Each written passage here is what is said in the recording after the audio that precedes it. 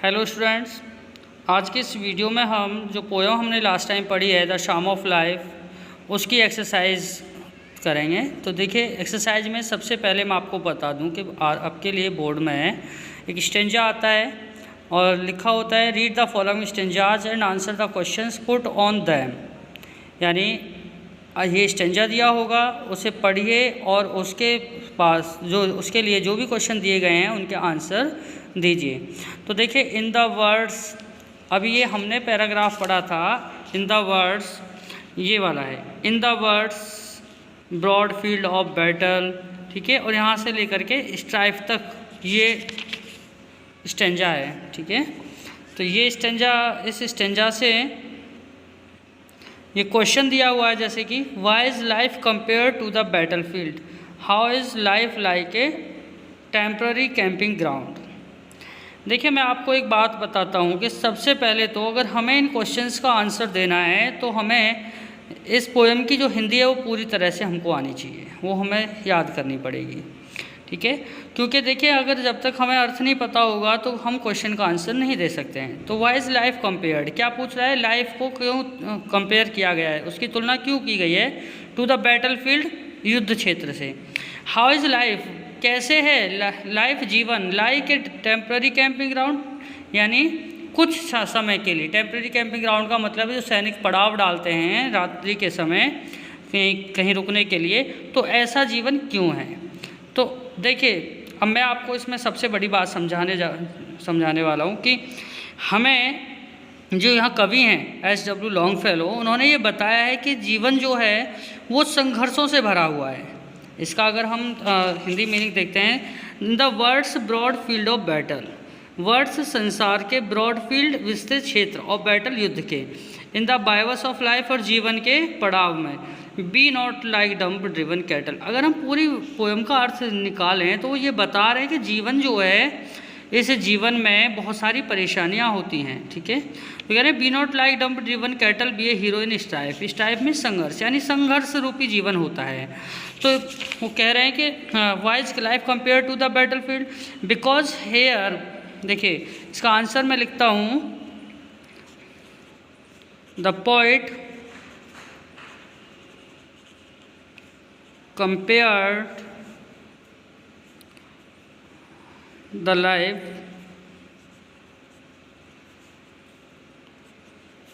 to the battlefield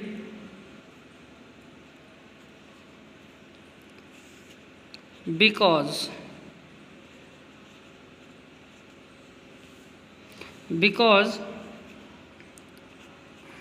there are so many problems in our life, यानी हमारे जीवन में बहुत सारी परेशानियां होती हैं। हम लोग सारा जीवन परेशानियों में, यानी कि आज हमको ये करना है, कल ये करना है। तो ये जो भाव है उसका कवि का कि जीवन संघर्ष रूपी है, इसलिए उसने क्या बोला, बैटल फील्ड बोला है, बैटल फील्ड से उसने तुलना की है, ठीक है। अब अगला इसी में सवाल है कि how is life like a temporary camping ground. Temporary camping ground का मतलब है कि कुछ क्षण के लिए क्यों है। देखिए, रियलिटी क्या है लाइफ की, लाइफ की रियलिटी है कि जीवन में कभी भी कुछ भी हो सकता है, ठीक है।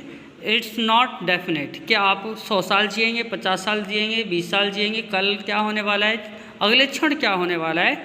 तो आप यहाँ बताएंगे, the poet talks about the uncertainty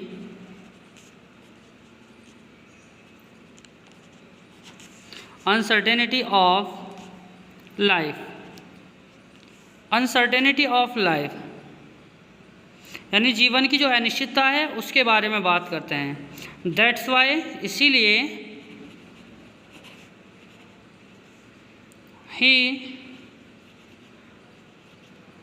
he calls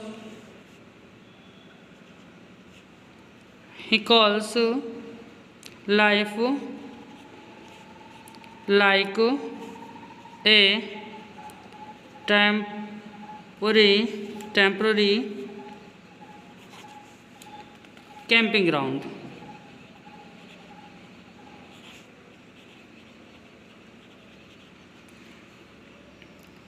तो देखिए ये जो मैंने आपको आंसर लिखवाया है, ये जो अर्थ इस पोयम का निकला उससे जो मेरी सोच निकल के आई उसके हिसाब से मैंने ये अर्थ निकालते हुए आंसर बनाया। अब अगला क्वेश्चन हम इसमें देखते हैं। अगला क्वेश्चन है what does the poet advise the young man. What does the poet advise, क्या सलाह देता है कवि यंग मैन व्यक्तियों को, जवान व्यक्तियों को। तो देखिए क्या दे रहा है, be not like dumb driven cattle, यानी भेड़ बकरियों की तरह मत बनिए। Be a hero in the strife, बल्कि संघर्ष करके हीरो बनिए। तो आंसर क्या बनेगा इसका, आंसर बनेगा the poet advises not to be cattle but he advises to be a hero in strife। हो गया आपका आंसर पूरा। तो इस तरीके से हम स्टेंजा को पढ़ेंगे, उसका अर्थ समझेंगे, इवन हम पोएम का अर्थ पूरा ध्यान में रखेंगे और जो भी क्वेश्चंस पूछे जाएंगे उनके आंसर भी देंगे। अब इसमें कुछ और भी क्वेश्चंस पूछे जा सकते हैं, जैसे हो सकता है कि वो आपसे राइमिंग वर्ड्स पूछें, यानी तुकांत शब्द जिनकी एक जैसी तुक बैठती हो। तो इस स्टेंजा में बैटल कैटल दोनों तुकांत है, राइमिंग वर्ड्स हैं। लाइफ स्ट्राइफ दोनों की एक जैसी आवाज़ है, ये तुकांत शब्द हैं, ये इन्हें को क्या बोलेंगे हम, राइमिंग वर्ड्स। तो हो सकता है वो पूछ ले right the rhyming words of the stanza, तो हम लिखेंगे द राइमिंग वर्ड्स। आंसर क्या होगा, द राइमिंग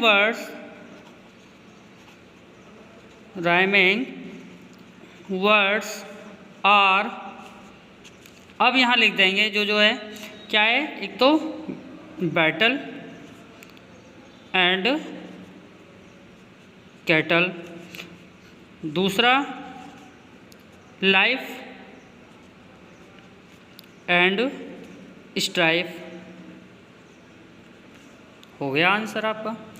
हो सकता है आपसे ये भी पूछ लिया जाए from which poem this stanza has been taken and who is the composer, यानी आपसे पूछ लिया जाए कि ये जो स्टेंजा है ये किस पोएम से लिया गया है और इसके पोइट कौन है। तो आप क्या लिखेंगे, आंसर में लिखेंगे this stanza has been taken from the poem psalm of life composed by H.W. Longfellow। Done, ये आपका आंसर हो गया। तो इस तरह से आपको क्वेश्चंस आएंगे और इनकी क्वेश्चंस के आपको आंसर देने हैं। इसके बाद हमारी जो एक्सरसाइज में ये शॉर्ट आंसर टाइप क्वेश्चंस आपके आते हैं। What should be the aim of our life, हमारे जीवन का क्या उद्देश्य होना चाहिए।